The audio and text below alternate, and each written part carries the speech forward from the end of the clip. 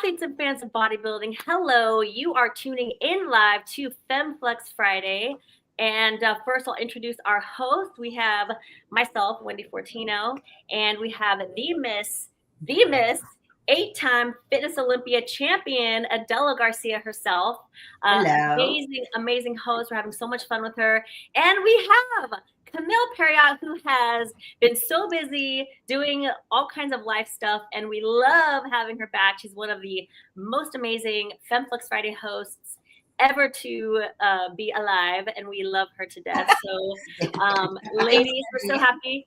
And we also have now, drum roll please, because we have an amazing rising star in the bikini division, Jordan Brannon, who turned pro in 2022, and she's basically been on a meteoric rise ever since. She immediately qualified for the Olympia. She has been to the Olympia 3 times, and she's making waves, not only on the stage, but also off the stage, because she is running a podcast. She has a team. She has a lot of influence in the fitness industry. She's a great leader, and she's making her Arnold Bikini International debut. And we are so proud and so happy to have her here. How are you doing tonight, Jordan? I'm doing great. Thank you guys so much for having me. Really excited to be here. Wow. After Wendy's intro, Jordan, what don't you do? I know, right? It's like I wear many hats. I like to stay busy. Yes. Apparently. And I don't rest. No. Yes. So, Adela had collected some information about you, and she sent it to us. And it was so awesome to know where you are today and to see everything that you've been through in your life. So just to kind of brush everyone up on you as a person and get everyone a little bit of perspective, tell us about, a little bit about your story and your life and what got you here.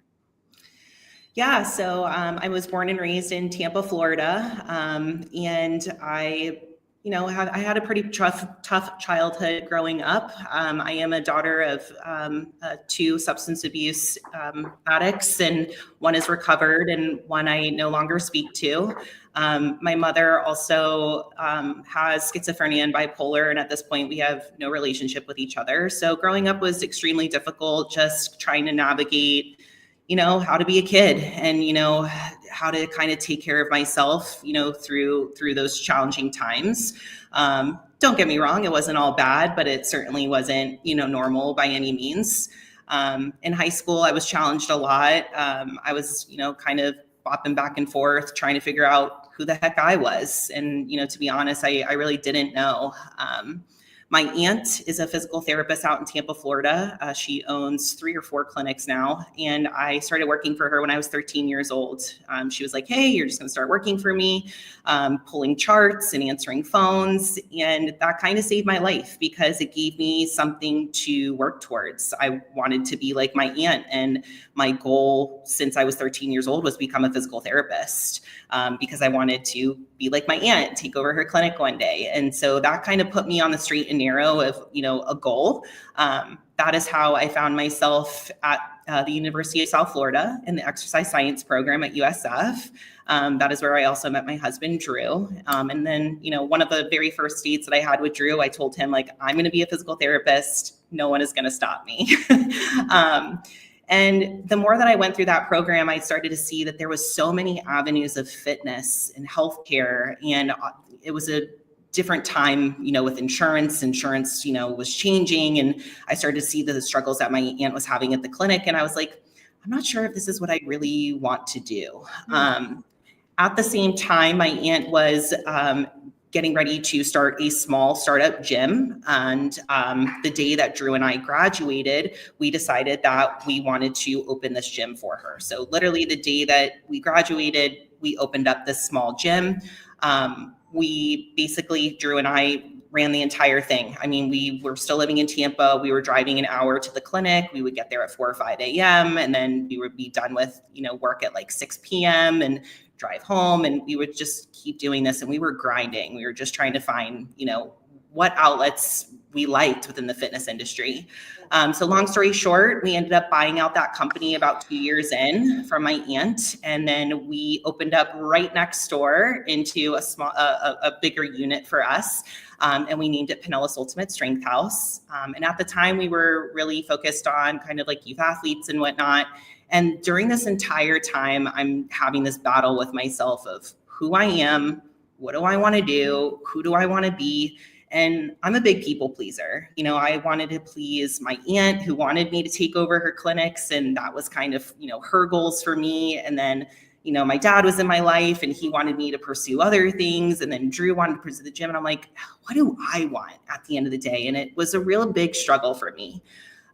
So we got the gym open and we put our entire savings into this gym. So Drew and I, it was literally us. We laid the floor, we did the construction, we did the paint. And I lost myself through that process. I wasn't even, you know, training myself at this point. I didn't even know what I wanted to do, you know, how I wanted to train or whatnot. And so my friend from the exercise science program was trying to become a bodybuilding coach. And he kept telling me, you should compete. You should compete. You should compete. And I kept saying, no, I can't do it. I can't do the diet. That's always what I said. I can't do the diet. I can't diet or anything like that. And then one day he asked me and I said yes. And that light switch flipped and I went all in and almost the extreme. I was telling my friend Nikki earlier, I was on a meal plan and I remember so vividly, I wanted an Oreo cookie once and I literally had a conniption because I just wanted this one Oreo cookie. And my husband ended up having to call my coach. He's like, deal with that. Had the Oreo cookie and I was fine. But did you have the Oreo cookie? He let me have the one Oreo cookie and I was fine. I was fine after that. I was probably on my cycle or something. But during that time, I was loving myself again. You know, I was taking care of myself and I was on hormonal birth control from when I was 13 years old. And I always felt like something was off with me. And then, you know, competing, what do? We get our lab work done. And then finally I was having answers to why I wasn't feeling right. And I was feeling better in my own skin. And bodybuilding has brought me so much, you know, and it's really my mission now at this point, you know, big goals is, you know, to leave the sport better off than when I found it. And, you know, I'm always just a true testament of just trying to give back to the athletes, the promoters and the judges that have helped me along the way. Aww. Wow. That's an amazing story, girl. Thank you. Love that. Yeah. And you fit a huge story into a tiny little Yeah, I know, right? Like, yeah, there's a lot there too but that's amazing. Thank you. Lots to unpack. Yeah. So you earned your pro card in 2020. 22. 22, but you started competing in 2020. Is that?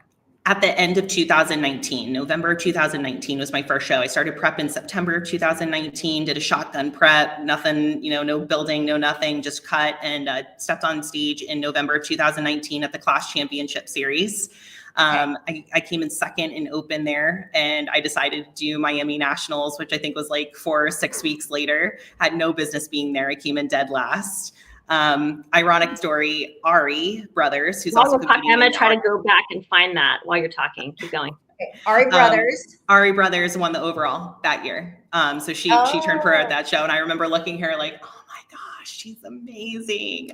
And then full circle moment, now we're competing together after she took a 2-year, you know, off season and whatnot. So yeah, I just fell in love with the sport. And something that also I still resonates to this day is, you know, Joe Pishkula was the promoter for the Class Championship Series. So obviously he was at my first show. And I remember walking backstage, I was there at like 3 p.m. and final started at 7, but I just wanted to be backstage, totally new athlete. So him and I ran into each other, you know, one-on-one, and he was like, Jordan, right? Like knew my name. And he was like, it's so good to see you here. I'm glad that you're here. You're going to go really far in this sport. And I was like, wow, that's so cool. He remembered me, you know, and it made me feel important and like, oh, wow, like there's so many girls here, you know, at the time Nationals had 50 girls in their class and he remembered my name, you know, and that's what I see, you know, in this industry. Like it's a big sport, but it's small, you know, and we all know each other and, you know, support each other. And that really kind of kept drawing me in. Yeah. Wow. So you got your pro card in 2022 and then right away you qualified for the Olympia. How did that feel to step on the Olympia stage the first year that you got your pro card? validating. So I hired Jamie at the end of 2020, in October of 2020. I was going through a lot of health issues at that point, and I really needed to bring down my quads and grow. I needed to bring up my glute. I needed to take an off season. So when I hired Jamie, something that she said to me is, we're going to take a off season. We're going to take a long off season. And the next time that you step on stage, the goal is to turn pro, but not only turn pro, I want you to go to the pro league and I want you to be competitive. Wow. And I was like, all right, well, that sounds like a really big task, but I'm willing to take it on. So, long story short, we took a 16-month off season by the time I stepped on stage at my warm-up show that year. And the warm-up show was Girl Power. And I wasn't even supposed to be at that show, but it was in Florida. And I called Jamie, I think it was like 8 days out from the show. I'm like, what do you think? Should we go to the show? She's like, I mean, just keep your expectations realistic, but yeah, let's do the show. So we got thrown into the show. And then Sandy said, because Junior USA's was like 3 or 4 weeks after, she was like, she needs to be at Junior USA's. That was not our plan at all. I ended up getting COVID after Girl Power from my makeup artist, but our goal was to try to go to Junior USA's. So basically I would get up, and at this time I still had a treadmill in my garage from COVID. So I did my 60 minutes of cardio, and Jamie was like, just rest the rest of the day. I ended up testing negative 3 days before the show, and Jamie's like, we're going, let's go. So again, weren't even supposed to be there. And then obviously ended up turning pro, and that's Jamie's MO. Like, let's go to the pro league and let's get the feedback. And the feedback literally was keep showing up. I did 12 shows that season total, and the show right before the one that I won, I wanted to quit. I like Jamie and Drew were talking on the backside. I was like, I'm done. I'm tired. I don't want to keep doing this. And it was at Nashville Fit, and Sandy came backstage, and Jamie's like, does she need to keep showing up, or do we need to shut her down? And Sandy's like, she needs to keep showing up.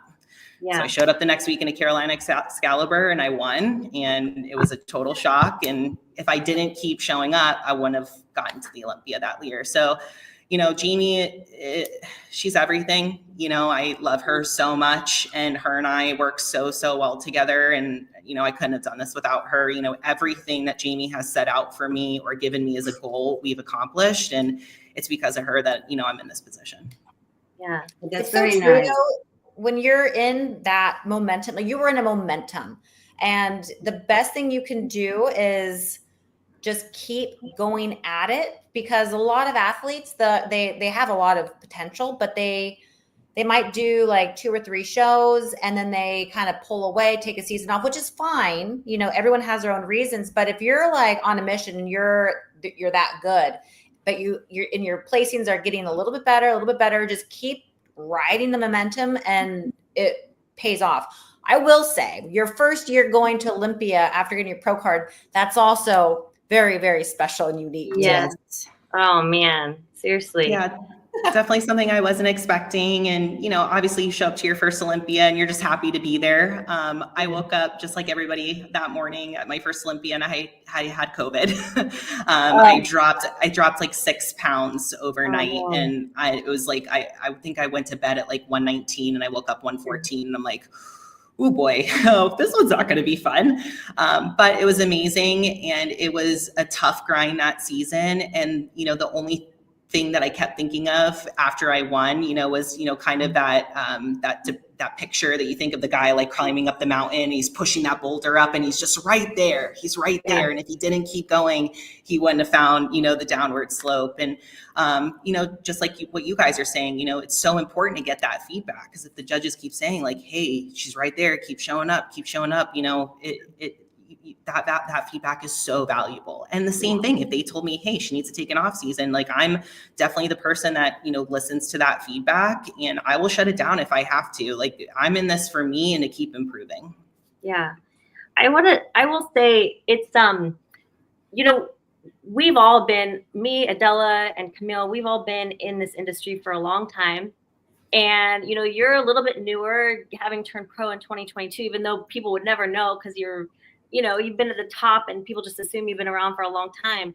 But I will say something that's really awesome is when I see people come in the industry, it's like some people, they just have that instant spark where you just know that they're going to be a star and people gravitate to them. And it's just, there's certain people that just kind of rise, like the cream rising to the top. And that's one thing that I've always noticed about you is you are a leader. People gravitate to you, and you've kind of leaned into that role, even being kind of a newer pro, newer to the Olympia stage, newer to the Arnold stage. This is one of the reasons why it feels like you've been around for so long. How is that? How do you kind of feel that energy? Have you picked up on that? And how have you navigated that? Oh, wow. Thank you, by the way. A lot. I have struggled a lot in the recent years with imposter syndrome, if I'm being honest. And this is something that actually Jamie's husband, Greg, has significantly helped with. And, if you guys follow me, you know that one of my biggest books that I love to read is The Champion Mindset. And that's a book that Greg gave to me, and it completely changed my life. I have been told that I have that aura about me and, that leadership quality, and, people are drawn to me and whatnot. And I have always wanted to be a leader. I struggled a lot with that, though, in my childhood, and kind of figuring out, what that role meant, and, being confident too in the information and delivery that I'm bringing. I really don't feel like I'm ever enough for that role, but I'm stepping into the fact that, it is true. I do influence a lot of people through, the girls that are on my coaching team, and, being a part of Fit Body Fusion. And, even though those are not my clients, we are one big family, and, representing for them. And then obviously the NPC and the IFBB, I'm starting to see that. But it was something that I struggled with in the beginning and over the years, and I did know that when I turned pro, and I tell this to my girls all the time, when you turn pro, you have an immediate responsibility. You're immediately somebody that people look up to and want to be like. And I did know that. But I think I struggle to see the magnitude of the impact that I give. Yeah, we talk a lot about that on this show, don't we, Wendy? Yeah. The champion mindset, it's something that, some people just have it naturally. Adela, you probably for sure do, but a lot of us kind of struggle with it, and it can be really hard. There's something that just something in our brain that holds us back just that little bit. And it can be really frustrating. And that's something that I also dealt with, and it get frustrating. It's why, what is holding me back? Why do I care? Yeah. When you should just let it go. But it's interesting. Yeah, well, I think that's a protective mechanism, right? I know that for me, control and setting myself up, for a failure, to quite honest, has been my whole life, right? Around the corner, there was always something that was coming at me that was unexpected or not what I wanted. So my protective mechanism has always been to, think of myself down here, and then, there's no greater expectation. And I think especially in this sport, that's really important, right? To protect that mindset and keep realistic expectations, because especially in the bikini criteria, it's a moving target every weekend. You could go in feeling really good and you don't get the outcome you want, or you could go in feeling like, hey, there's no expectation, and you could be very surprised.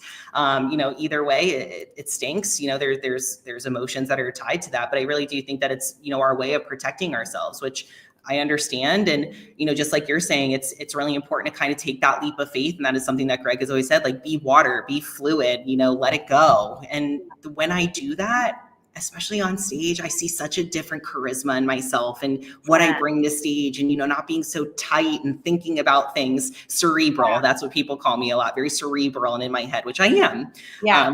But that's where, for me, that's where it comes from. It's more of that trying to protect me and what that emotion's going to be with whatever outcome.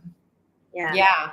It's tricky. I have to say that I had to give a shout out to Jamie, because she's actually, she's so good with her girls. She takes such a good care, and she's so I reach out to her, and she just sent me everything, but just her whole team overall. And I like the way that she also pushes your girl to compete, because it's like you were saying, sometimes the judges, when judges telling you, hey, this is what we want to see, you got to keep showing up.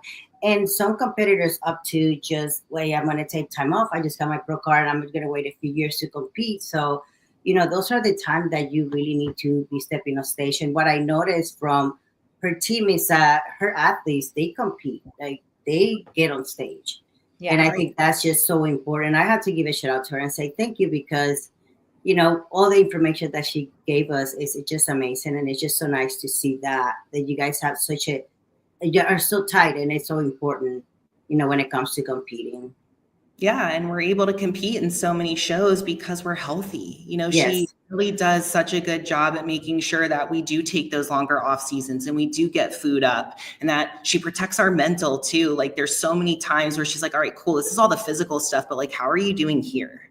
And I never had that. My first coach, it was just like, here's the plan, do it, check in with me on Monday, so it makes a big difference when your coach cares about you as a person, and, I'm blessed. I live in the same state as Jamie now. She's my next door neighbor. I see her all the time, but I see her around her other athletes too. And it's the same. It's genuine. It's the same. And she takes care of us the same way.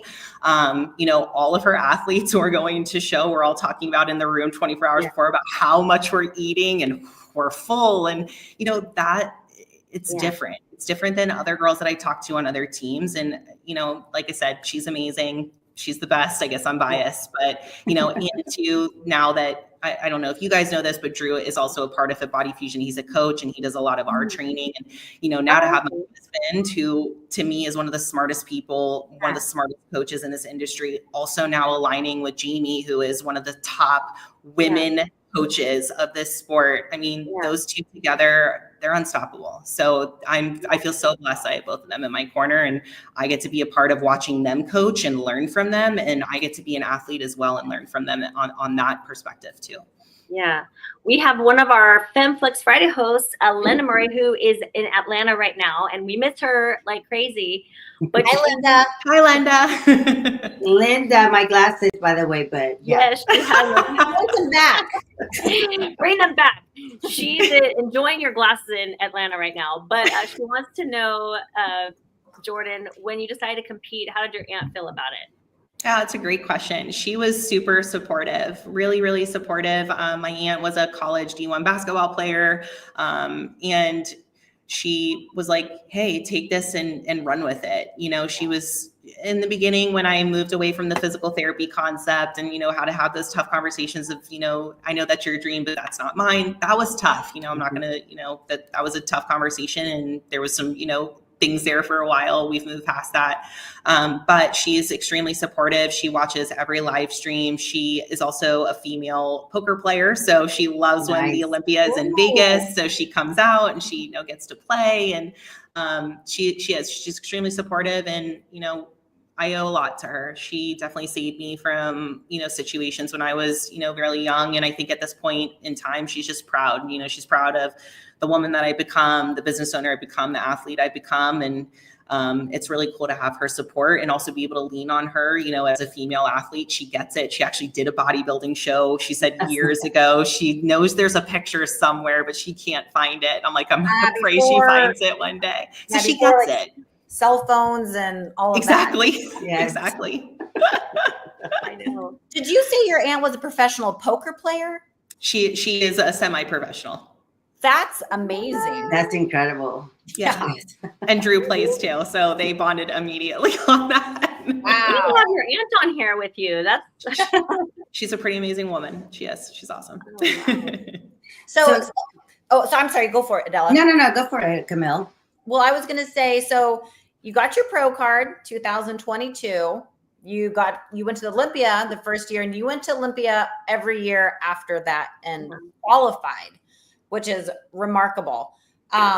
What do you do to balance your work life and your training life? Because you're also a gym owner and you're a busy woman. How do you balance it all?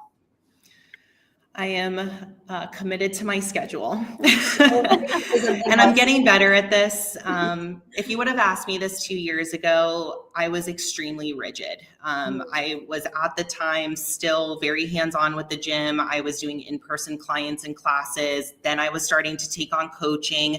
I was also an athlete. So literally from 3 a.m. till 8 p.m., there was something in each time slot and I could not deviate from that. So the people around me felt very suffocated because it was like, this is my schedule. This is how I thrive. Like, everybody's on my schedule.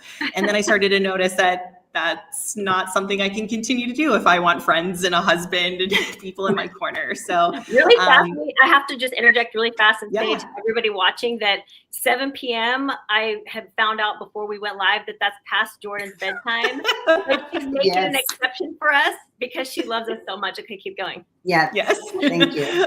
I am on a bedtime. But yeah, I'm just committed to my schedule. You know, at this point, it's a little bit easier for me. I think it was almost harder when I was an amateur in the beginning because of, you know, I was doing the gym. It was all Drew and I, and we've, you know, worked so hard to create, you know, the luxury of being able to have time and create our own schedule.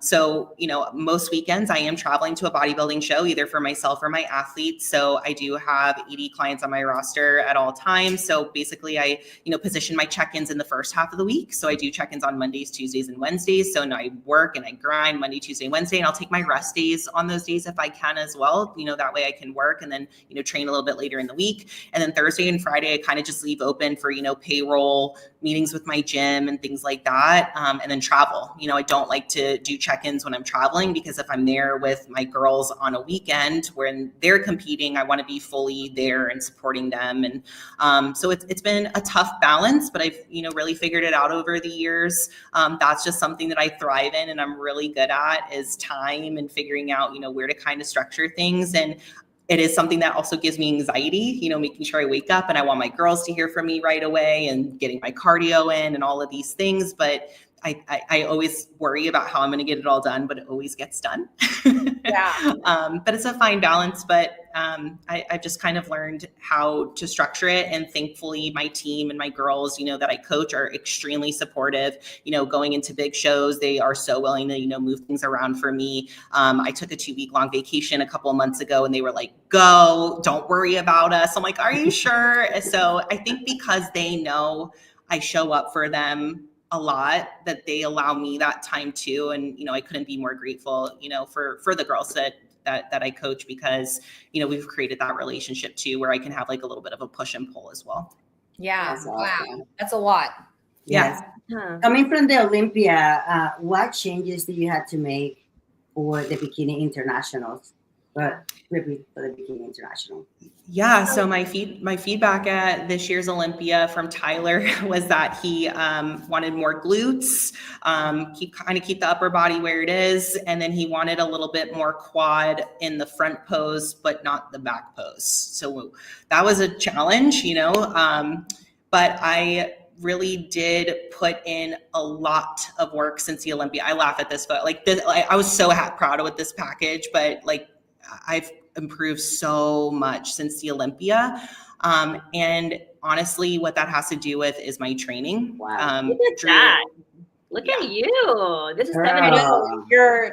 You've got some muscle, girl.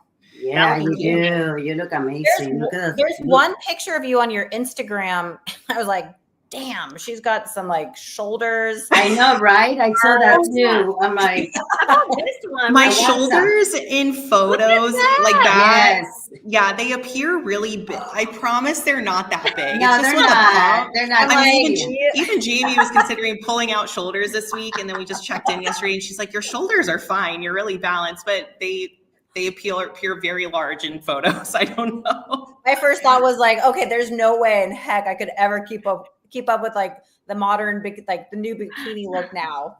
No, but you look when amazing. we're posed as the bikini competitors, we look a lot larger than we are in person. It's an illusion. Sure. I know that for a fact.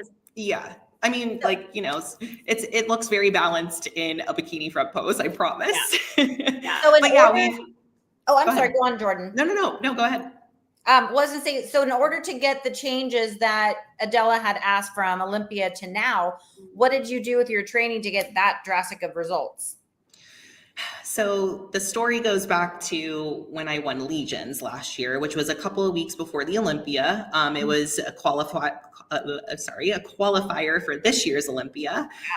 So between prejudging and finals, we were splitting. We were not sure, obviously, which way it was going to go. And Drew sat me aside and he was like, all right, I want to have this conversation with you now because no matter what happens tonight, we need to talk. And I'm like, okay. He's like, your training is not good right now. You've completely pulled back on your intensity. I'm not seeing, you really pushing progressive overload. He's like, when we get home, no matter what happens, I need you to hire a trainer and figure it out. And I was like, okay. So we had a discussion in between prejudging and finals. And then finals, I ended up winning the show and getting qualified for this year's Olympia.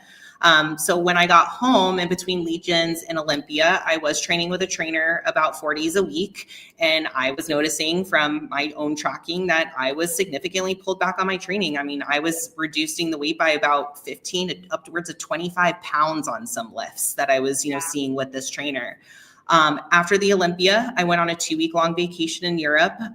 During that time, I was with Jamie. She was like, hey, listen, we're going to rest, like eat, no training, chill. When we get home, you go in 100%. I was like, okay. And that's exactly what we did. We went on the vacation. I was actually dropping a ton of weight on the vacation. So clearly, from that training coming into the Olympia, I was tired, dropping inflammation and whatnot.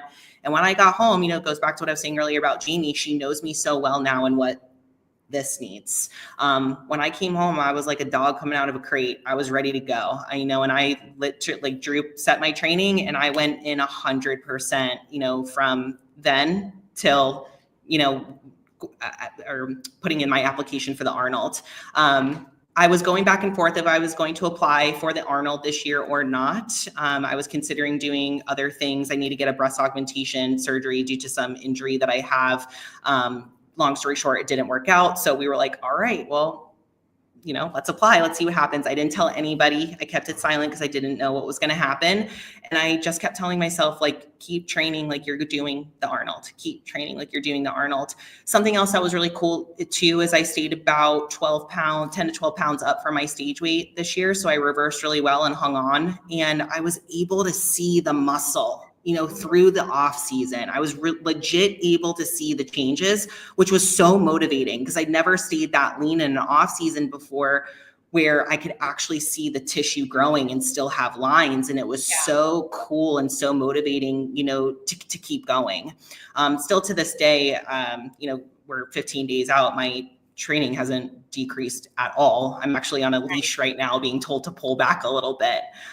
So it's cool. My mental is there, and it goes back to what we were talking about earlier. I think, one of the biggest changes is I just kind of believe in myself now. I'm not like this newer pro where I'm like, is this going to be worth it? Is it not? Like, I know that photo's everybody's crazy. That was the first nationals. That was the 2000. Yes. I did a side tricep in my, in your bikini pose. In my original posing routine. Yeah. My first posing coach was awesome. Yeah. That's awesome. Everybody's like, bring back the side tricep. I'm like, no. Like, if you know, you know. If you know. The things you can laugh about now. That's awesome. I love that kind of stuff. That's my favorite. Yeah. What is your weight of season? How do you weight differs from competition, from stage?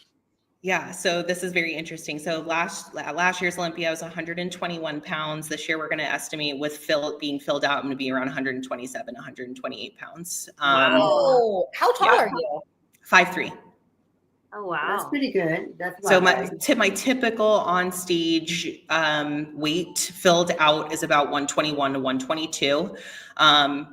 Usually I have to cut down to about 118 after, a heavy off season. The last 3 or 4 off seasons I've done, I mean, when I was an amateur, I got up to like 142, 140s. And then the off season before this, I was at about like 138 when we started cutting. And then this time I was sitting at like 132 before this prep. And at this point today, we're at 125. We like where we're at 125. We're kind of just cruising right now. But that's kind of a crazy jump, from only a few months ago being at the Olympia. So definitely we added some really nice dense tissue. Yeah. Yeah. I'm having fun just watching your workout videos. I know, right? Thank you. So well. I'm taking notes for tomorrow's workout. I'm like, okay, I gotta do that. There's some good ones on there. If you do a rest pause set of 45 reps, if you're not sure what that is, let me know. 45 reps. We want to know about it. Tell us. Yeah. So the rest pause set. So let's say a hip thrust, for example. So you would take about 75 to 80% of your top set weight, put it on, and then you do as many reps as you can. So let's say that you get to 12 before you fail. You rack it, count to 10 out loud. So 10, 9, 8, then resume. So you go to 13, 14, do it as many as you can until you fail. And you keep doing this until you hit whatever the target rep range is. So 45 reps is usually what I do, or 30 to 45 reps. Those are pretty brutal for a little burnout. Girl, I love that. I love you. That's amazing. Oh yeah, fun. You try them and let me know. Get into that gym. I'm gonna do it tomorrow with my little gym buddy. Yes, film it and tag me.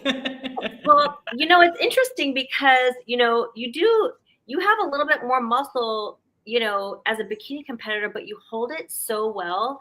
Yes. I mean, this is like people always say, like, what division should I choose? And it's like, when I look at you, you have a very specific structure. You have like a longer, tiny torso, like your torso is so little, and you're narrow, a little bit more narrow in the shoulder, so you can hold on a little bit more muscle, and you don't have this wide set back like a figure girl would have, and you're just very streamlined in your legs, so you're holding on to this muscle in a very tight, tiny figure, and so it's very, very like perfect for bikini. And so, somebody who's like wider clavicles and has more, more of the width with the bone structure would have maybe the same amount of muscle as you and look a lot bigger. So it's very interesting, because this is why it's so cool that we have all these different divisions, because all these girls have different structures, different shapes. Yours is just so perfect for bikini. And I love how you're an athlete. You hold like a good amount of muscle. It's a beautiful, very admirable physique. I'm a fan. Thank you. Yeah, you do. And you have a crazy waist. Like your overall shape is amazing. I have a question, and I was thinking about this week because we were interviewing you. Have you been told that, and maybe, hearing your feedback from Tyler, maybe, bringing up your glutes or maybe fuller, but have you also been told that maybe you're a little bit on the harder side as well? Yes, I have. Go on. I want to hear. So that goes actually for genetically my tie-ins. So if you guys notice, my tie-ins structurally are very short and stubby almost. So the challenge has been, in order to get them to be lean and look in shape, I have to get so lean on the front. So then I look and appear super hard on the front and a little vascular. So yes, it's been told to me before, like, hey, glutes look great, but the front is too hard. So the whole goal, you can see it right there, the goal of this off season was to try to put density in the tie-ins so that we did not have to get down so lean and sucked down in order to see them. We've definitely accomplished that. The tie-ins at this point are wider and they're definitely more dense. So again, I don't have to cut down to 118 because I have the density now.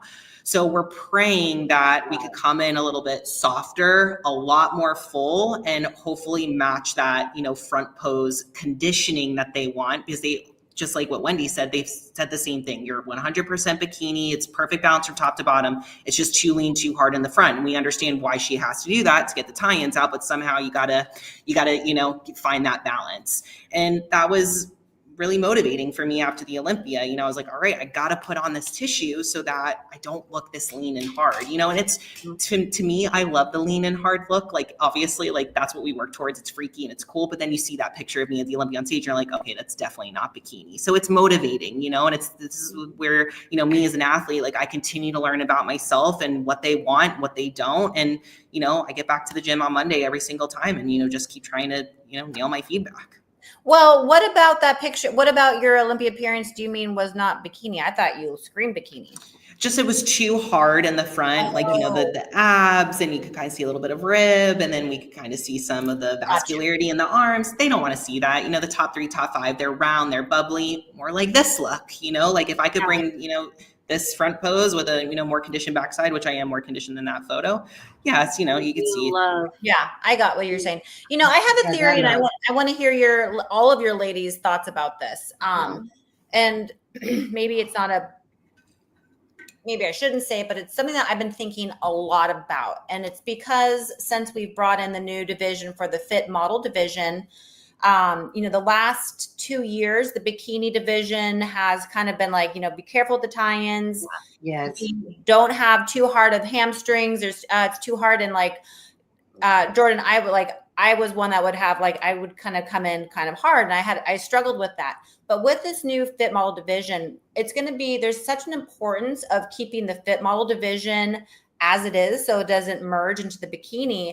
And I almost feel like the bikini division needs to kind of go how it was maybe 2 years ago, a little bit more on a little bit more chiseled tie-ins, just so there is that that true separation between the two divisions. And I really think that with this new division coming in, it changes all the other divisions as a result. And I think that you're the type of bikini competitor that's really going to benefit from that. Yes. Yeah. That would be wonderful. That would be wonderful. But the top 10 at the Olympia, it's always, who's kind of, coming in at the top of the class, right? Like who's going to be in that top 3, top 5, and that kind of sets the standard, and that's why the bikini division, obviously this past year, and, we're going to this year, who is competing, who's on the sidelines, who's, retiring and things like that. That is always the biggest question for the top 10 is kind of who's that body that's going into that front runner and setting that standard for the rest of the top 10. I love the bigger look in bikini. Obviously we all do this because we love to train. And, if our feedback is, hey, keep growing, the division itself is going to keep getting bigger. Right. Of course, my goal is always to, leap myself from the last Olympia. My first Olympia, I was fully expecting last call out and I was just happy to be there. And then the second year, my goal was top 20 and I did that. And then my third year my last year was, top 15 and we did that. And, this year I'm putting it out there. Like my goal is the night show. I really, really want to get top 10. So I hope that, I can meet the criteria, whatever that looks like. With the fit model division, it is going to be a little bit on the softer side, on the lower half, and it's going to be more of like that model-esque look. So it's going to be really interesting to see kind of how the fit model division, especially when it comes out next year at the pro level, what that looks like and how it is going to change the bikini criteria. I know we say this every year, but this year's Olympia is going to be also very telling, who's coming, who's showing up. And I don't know, like every year I'm just excited, to be a part of it and see. I just feel like for us, even when I competed, I could never come in too soft because I just didn't look good. That didn't look good soft. So I had to come in hard because I'm short. I have long legs. I have a short torso. So anytime, the judges were saying, well, you need to come in a little bit softer. I didn't know how to do that and I couldn't do it. So I just feel like Camille said with the new fit model division, I think bikini should be that, like wherever the girls can be a little bit harder, have a little bit more of a tie-in, because it's just I always feel bikini is one of the hardest division out there because you got it. Once you hit that physique that they like, you got to keep it. And how can you do that? Because we're bodybuilding, we're training. So it's hard. It's really hard. And to have those lines that are not too deep and subtle, but it's really, really challenging. So it's going to be interesting to see how it evolves. Like every division that is new, it's exciting. But I think it's going to benefit you, Jordan. Thank you. Yeah. Well, and to your guys' point too, if you think about the shows that are going on during the year, before the Olympia, they do tend to pick a little bit of a harder look, to get qualified for the Olympia. And then when we go to the Olympia, it's a little bit softer and, bubblier and round. So it does make that extremely challenging too, right? Because, you win a show, you get qualified for the Olympia. And what if your feedback is you look great coming in the exact same and you're a little bit on the harder side, but then you show up. And again, those girls that are kind of setting the standard, they're on that, softer, fuller side. Now you're an outlier. So the Olympia is challenging in many, many ways. And that is one of them. Like what's the proper conditioning compared to who's showing up at that top level and how are you going to come in appropriate to be able to be compared against the best and not look like an outlier? And if you're trolling like the top 3 that that you're maybe that everyone's anticipating, and you're following them on social media leading up to the Olympia, a lot of them look shredded, and then a miracle happens, and their conditioning kind of like right before the Olympia, and it can throw a lot of people off. Yeah, a lot of people are. I was just going to say really fast that I do think that, to all of your point, I think that every time a new division is added, I just want to chime in about the fit model division and Jordan's, being in an advantage, because I agree with that. I think that the delineation starts to become more apparent. And this happened when we saw wellness added, because once wellness was added, the women in bikini who would have the crazy tie-ins were not getting rewarded as much, because they were really trying to draw that delineation. They wanted if someone had crazy glutes, that would have been rewarded in bikini. And then once the wellness division was added, all of a sudden you started seeing them try to like separate that out a little bit. They didn't want women who had those crazy tie-ins and crazy quads anymore in the bikini division. They had to do that because criteria needs to be like very specific, and people need to know what they're supposed to be going for. And now with the fit model division, I do agree with Camille. I think that, if you have just a little bit more muscle, we keep hearing people compare you to Amy a lot.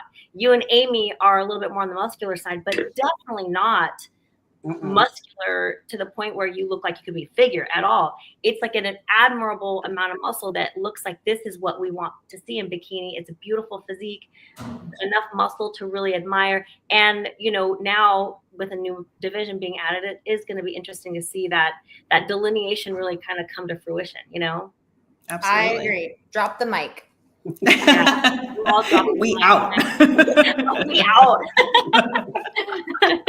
Yeah, it's cool because we haven't seen this division we just started taking off. And Jordan, you have a podcast you do with Sean Hector Lewis. You guys do such a great job, and you talk about a lot of this stuff, and it's really cool.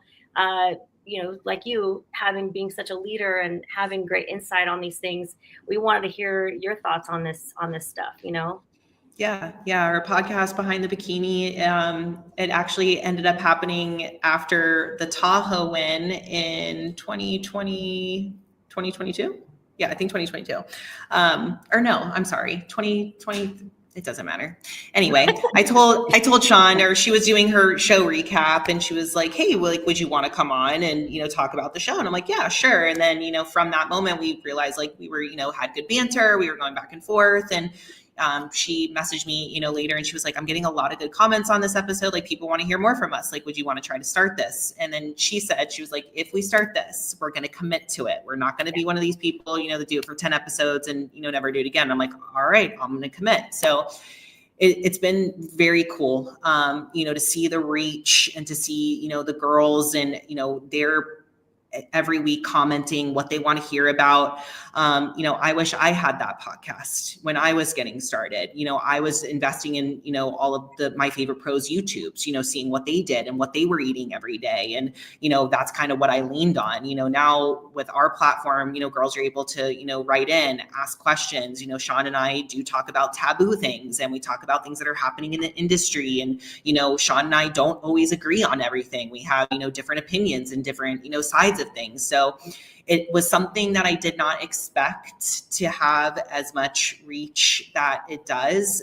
It is still so amazing to me when I get a consultation request, or, I'm out in public at a show and people are like, "Oh my gosh, I love you. I watched the podcast." And I'm like, gosh, that's so motivating. It's so motivating to keep it going. And again, like my number one goal is always to share information and education. And, to be honest, sometimes I'm a little paralyzed by it because I want to make sure that I'm giving proper information, and I never want to steer anyone the wrong way. So I'm always, very choosy with like what we talk about and things like that. But again, like my goal at the end of the day with all of this is, I'm not going to be an athlete forever. Nobody's going to remember what shows I won or, what my placings were. They're going to remember a podcast where I shared something with them that changed their life, or, a tidbit that, changed their prep. Like those are the things that mean the most to me is, making that lasting impact. And I have the ability to do that with that podcast. So it's been super, super cool.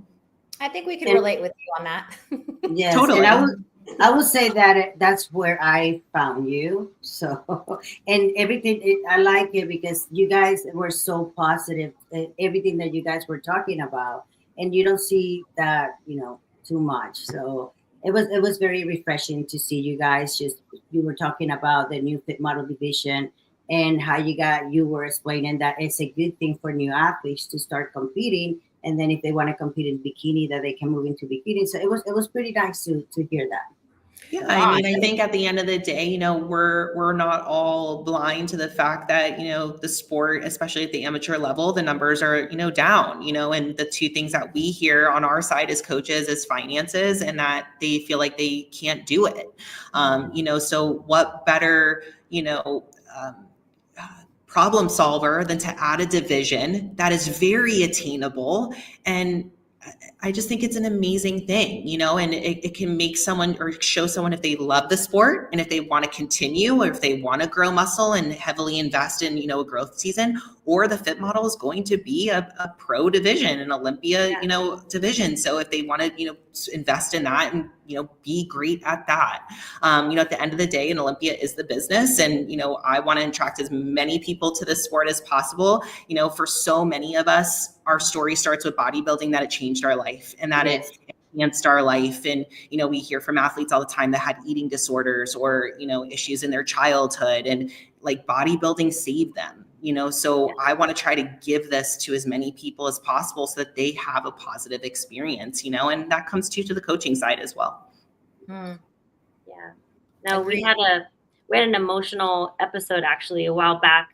Camille opened up about how it changed her life, and it really makes you realize how this goes so much deeper than just, we're getting on stage with heels and like trying to do some beauty pageant. I mean, these are people's lives are really truly being affected, and the more doors we can open for people out there, more options, it's only going to be a positive thing in the end. So I'm with you on that. Yeah, absolutely. Absolutely. And it's funny, when I first started coaching, I always said I didn't want to do athletes because, I see so many coaches, that they go through their first prep and then all of a sudden they're a coach, right? And I have a problem with that because you're taking a human life into your hands. Yes. And that's, where I was paralyzed as a coach at first. I was like, I don't want to be a bodybuilding coach. Like, I don't know if I know what I'm doing, but there's just so much that goes into being a coach. One of Drew's famous sayings is like, a great coach is an innovator, not a replicator, right? So a client comes to you and they have an issue, like you need to have 1, 2, 3 problem solving things in your back pocket. That's a great coach, not somebody who's like, I don't know, let me, give you what my coach did. So anyway, I can go into a tangent about that. No, it's good. But I didn't want to be a coach in the beginning because I knew that was a huge responsibility, and that's why I continue to invest in education. And Jamie sat me down at one point. She was like, you're going to be a great bodybuilding coach. Just believe in yourself. You have all of the tools. You have all of the knowledge. I'm like, fine. And then I loved it, And I was actually thinking the other night, I'm taking a continuing education course right now with Dom Kuza. I was thinking the other night about, the course and everything we learned that night. And I was like, wow, like imagine a couple years ago when I started this and those athletes that I took care of, and like the coach that I am now, and how much education now that I have, and how much of a better coach I am now. And then I'm going to say the same thing in 2 years from now about, where I'm at now, about how much better of a coach I'm going to be in another 2 years. And that's my mantra, is like the growth mindset, like continuing to grow, to continue to invest in myself, continue to be a student in the sport. Like if I am in a room full of people, like I want to learn, I love to educate, but I also want to learn and, learn from the people that have done it before me and better than me, and that should be everybody's mantra in this sport. There's so many people I get on consult calls with, and I was just on one today and they're like, I've done this forever. I've been doing training. Like, send me a couple training videos. Training videos are awful. I'm still learning how to train, and I've been to school for this, so just, continue to be a student of the sport, and in a sport that's changing all of the time. Yes. Yeah. So we didn't talk about your nutrition. So I want to know a little bit about your nutrition, especially like I know when we spoke with Amy last time, she eats a lot of carbs. Yes. So we want to know about your nutrition now. So tell us a little bit about it. All right. Well, I track macros. Jamie is a macro-based coach, but I do make a meal plan for myself. And everybody always asks what I eat. It's really boring. I eat chicken and rice and blueberries for 4 meals. And then I have a little protein bar that I do at night for my dessert. But my food does tend to get on the lower side for me. I am also an athlete that is always hungry. I am never someone like in my off season, like you could keep feeding me, I'll keep eating. I love food. So I do struggle with hunger quite a bit. But my carbs this year did not get too low. I think the lowest that we had to drop to was like 130 or 140 grams of carbs. Oh, that's not bad. Not bad at all. Yeah, not bad at all. And again, that goes back to being a little bit leaner in the off season. Jamie this week has increased my food. I think I'm at like 180 carbs right now. I'd have to look. She increased my food quite a bit. And I just checked in with her yesterday in person and she's like, you're lean. Like we're going to be eating into the show. So, yeah. And again, you know, going back to what I said earlier about Jamie, like she does such a good job at getting us ready early so that we can start eating into the show. Yeah. There was one show I remember a few years ago where we were just digging and I was really, really low on energy and like my mood and energy at the show was so low. And she's like, I know I can't do this with you. Like you're not the athlete that can't eat anything on show day. You need food in order to be alive. So, and again, like that goes to a testament of staying with your coach long-term, learning what works, what doesn't. So now Jamie sets my off season up to be better so that she knows that we need to feed into the show and be ready early. So thank God for her and all of her spreadsheets and all the data she keeps on me. That's my motivation to be lean all the time too, because I don't think I have it in me to be that disciplined where I'd have to like be so strict. So that's motivation for me too. It's difficult. It really is. But, you know, again, going back to, you know, being able to see the lines this off season, this little off season that I did was so motivating for me just to be able to continuously check in with myself and see that progress live and firsthand. So I'm hoping I can continue that in the future for sure, as long as I keep doing this. You will. Yes. Thank you. Thank you. Power words, not powerless words. Oh man. Yeah, Jordan, you are gonna kill it at the Arnold, and we are so supporting you. We cannot wait to see you shine. I can't believe it's your first one. That's the thing that I couldn't find any information on you. It's hard to believe that you're such a newer pro too, because you really do come across as such a seasoned veteran. But here you are entering your Arnold debut, and we cannot be more excited. Thank you. Thank you. I'm, like I said, I was shocked to get the invite, but, you know, honored, you know, and something that I wrote in the application was that I wanted to make sure that it was my time and I was ready and that I had put my time in the sport to, you know, show up and, you know, keep showing my improvements. And I really do think that my application had, you know, a big part of that and, you know, kind of what I spoke on. And, you know, I just hope that there's no expectations. I always show up just to hope that I can continue to beat myself and show my best and get up there in my blue bikini and have a good time. You know, that's my goal. I love the blue. Yeah. So do the judges. They made that very clear. So blue is the color. We're sticking with it. It just pops. Well, Jordan, best of luck to you. And now that you have told us that you can stream live, that's exciting. I would be streaming it anyways, but for sure we'll be rooting for you and cheering you on and just own it. Have fun. Yes. Yeah. Good luck. And then I'll be watching too, because we're going to be rooting for you too as well. Thank you. So, Thank you guys. Good luck. And thank you and so much. Thank you for the opportunity to be here. Being surrounded by you three is a dream. It's amazing. And I loved our conversation. So thank you for the opportunity. Of course. Well, I want you to have the final word. So, you know, you have so many people who love you. I mean, the comment section is just like you are just so beloved. Yes. You have athletes, you have fans, you have, you know, your coaches, you have such a support of love behind you. Given the final words, what would you like to say to all your fans and friends and people who love you so much? Can I start with a list? Hold on one second. Yeah, go for it.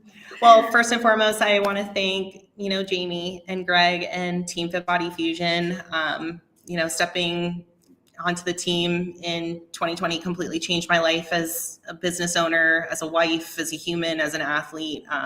Would not be here without them. To my husband, Drew, for all the sacrifices and love and support and tough love too, when I need it. There are no words, and I love you so much. To my staff and my gym, Pinellas Ultimate Strength House, who give me the ability to be able to travel and not live in Florida anymore. And, I'm so proud of you guys, and you guys are doing amazing.